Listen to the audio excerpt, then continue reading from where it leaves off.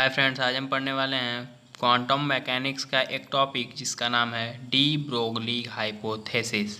अगर आप बीएससी के स्टूडेंट हैं तो हमारे चैनल को सब्सक्राइब करें, वीडियो को लाइक करें और ज़्यादा से ज़्यादा शेयर करें, क्योंकि हमारे चैनल पे आपको बीएससी के साइंस और मैथ से रिलेटेड सभी वीडियो अपलोड की जाती है और इसका नोट्स भी पीडीएफ के रूप में प्रोवाइड किया जाता है, जिसका लिंक आपको डिस्क्रिप्शन में मिल जाएगा। तो आइए स्टार्ट करते हैं। De Broglie hypothesis: the phenomena like interference diffraction of electromagnetic radiation can be explained if these are assumed to consist of wave, but the phenomena like photoelectric effect and Compton effect can be explained only if emission radiation are assumed to consist of packet of energy called quanta और photon. इसका मतलब क्या हुआ कि कुछ phenomena ऐसे हैं जैसे इंटरफेरेंस, डायफ्रैक्शन, जिसमें हम इसको एक्सप्लेन करने के लिए हमको ये मानना पड़ता है कि जो इलेक्ट्रोमैग्नेटिक रेडिएशन है ये वेव के रूप में होती हैं या फिर वेव से मिलकर बनी हैं। और इसके दूसरी तरफ कुछ फेनोमेना ऐसे हैं जैसे photo electric effect, quantum effect. तो इसको हम लोग एक्सप्लेन करने के लिए हम लोग ये मान के चलना पड़ता है कि जो इलेक्ट्रोमैग्नेटिक रेडिएशन है ये पैकेट्स के रूप में या फिर जिसको बोलते हैं एनर्जी, पैकेट्स ऑफ एनर्जी या फिर क्वांटा या फिर फोटॉन के रूप में होती हैं। तो अगर आपने यहाँ पे क्वांटम इफेक्ट या फिर फोटो इलेक्ट्रिक इफेक्ट के बारे में नहीं जानते हैं तो हमारे प्रीवियस वीडियो में जाके आप देख सकते हैं। तो इसका मतलब, पूरे कहने का ये मतलब है कि जो कई फिनोमेना होती हैं जिसमें इंटरफेरेंस, डायफ्रैक्शन जैसे कई फिनोमेना है जिसमें इसको एक्सप्लेन करने के लिए हम लोग इलेक्ट्रोमैग्नेटिक रेडिएशन को वेव के रूप में मान के चलते हैं कि वो वेव से मिलके बना है। और कई फिनोमेना ऐसे हैं जैसे फोटो इलेक्ट्रिक इफेक्ट और क्वांटम इफेक्ट, जिसको एक्सप्लेन करने के लिए हमें ये मानना पड़ता है कि जो इलेक्ट्रोमैग्नेटिक वेव हैं ये पैकेट्स ऑफ एनर्जी या फिर क्वांटा या फिर फोटोन्स के रूप में मिलके बनी है। आगे देखते हैं। Thus radiation is said to have dual character, it is wave as well a particle character. इसका मतलब क्या हुआ कि जो रेडिएशन है वो डुअल कैरेक्टर शो करता है, पहला वेव कैरेक्टर और दूसरा particle character. In 1925, Louis de Broglie suggested that if radiation can behave as wave in some experiment and a particle in other, then the particle like photons and electrons should also have exhibit the wave nature. Louis de Broglie sir ने 1925 में ये suggest किया जो radiation होते हैं वो dual nature show करते हैं, वेव नेचर और पार्टिकल नेचर। तो इसका मतलब क्या हुआ कि जो इलेक्ट्रॉन, जो फोटोन और इलेक्ट्रॉन हैं, जो पार्टिकल होते हैं फोटोन और इलेक्ट्रॉन, उनको भी डुअल नेचर शो करना चाहिए, वेव नेचर और पार्टिकल नेचर। क्योंकि जो रेडिएशन होती हैं कुछ एक्सपेरिमेंट में वेव नेचर शो करती हैं और कुछ एक्सपेरिमेंट में वो पार्टिकल नेचर शो करने लगती हैं, इसलिए जो पार्टिकल फोटोन और इलेक्ट्रॉन होते हैं उनको भी डुअल नेचर शो करना चाहिए। The experiment such as Davisson and Germer experiment 1927 and GP Thomson experiment 1928 confirm the wave nature of moving particle electron.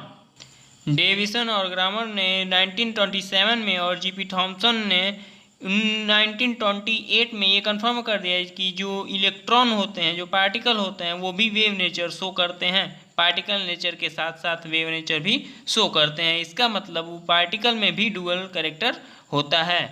According to de Broglie hypothesis, particles sometimes act as a wave and sometimes as act. The particle wave is associated with every moving particle, which is known as matter wave, and the wavelength associated with matter wave is known as de Broglie wavelength.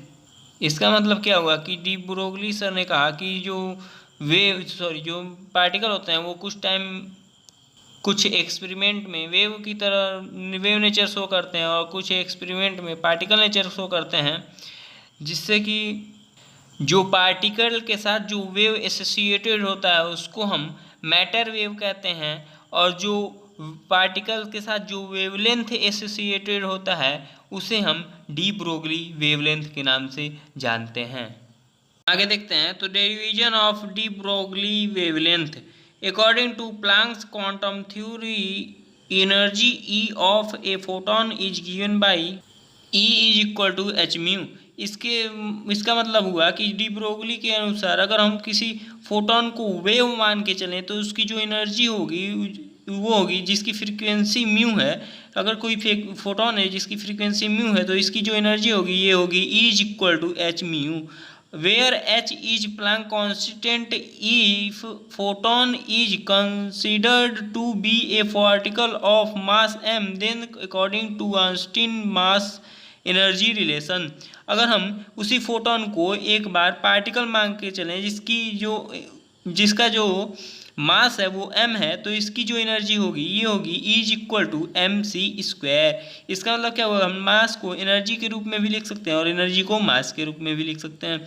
तो यहाँ पे हम देख सकते हैं जो particle, अगर हम इसको पार्टिकल मान के चलें फोटोन को, तो यहाँ पे जो इसकी एनर्जी होगी वो होगी E is equal to m c square. अगर हम इसको वेव मान के चलें तो इसकी जो एनर्जी होगी ये होगी E is equal to h mu, जहाँ म्यू जो है वो फोटोन की फ्रीक्वेंसी है। तो इसको हम फर्स्ट समीकरण इक्वेशन मान लेते हैं, इसको हम सेकंड इक्वेशन मान लेते हैं, comparing first and second equation. तो यहाँ पे हम देख सकते हैं दोनों एनर्जी जो है इक्वल हो जाएगी, तो हो जाएगा h mu equal to m c square, जहाँ सी जो है स्पीड ऑफ लाइट है। तो यहाँ पे हो जाएगा h mu equal to m c square. यहाँ पे आप देख सकते हैं h mu equal to m c square, जहाँ पे m का वैल्यू अगर हम निकालेंगे तो c इधर हो जाए चले जाएगा नीचे, तो हो जाएगा m is equal to h mu upon c square. इसको हम थर्ड इक्वेशन मान लेते हैं। मोमेंटम ऑफ फोटोन, जो फोटोन का मोमेंटम होता है वो होता है mass into velocity. Momentum of photon equal to होता है मास इंटू वेलोसिटी, तो p equal to m into c, मतलब m जो है मास है, c जो है स्पीड ऑफ लाइट है, जो वेलोसिटी है उसकी। तो हो जाएगा यहाँ पे आप देख सकते हैं इसकी जो वैल्यू हम लोग पुट करेंगे तो यहाँ से m की वैल्यू जो है एच म्यू अपन सी स्क्वायर आई है, तो यहाँ पे m की जगह पे एच म्यू अपन सी स्क्वायर हो जाएगा और c की जगह पे c, एक c से एक c कैंसिल हो जाएगा तो बचेगा एच म्यू अपन सी। यहाँ पे म्यू को हम लोग नीचे ट्रांसफर कर सकते हैं, तो ये हो जाएगा एच अपन सी अपन म्यू। तो यहाँ पे सी अपन म्यू को हम लोग लेमडा लिख सकते हैं, क्योंकि लेमडा इक्वल होता है सी अपन म्यू, तो हो जाएगा H upon lambda.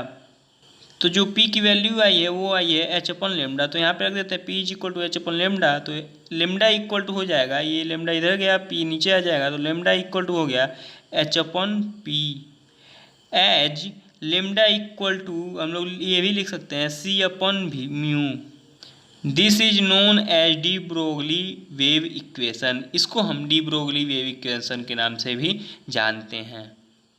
Next video में हम देखेंगे डेविसन ग्रामर एक्सपेरिमेंट। अगर आपने हमारे चैनल को सब्सक्राइब नहीं किया है तो हमारे चैनल को सब्सक्राइब करें, वीडियो को लाइक करें और ज़्यादा से ज़्यादा शेयर करें। धन्यवाद।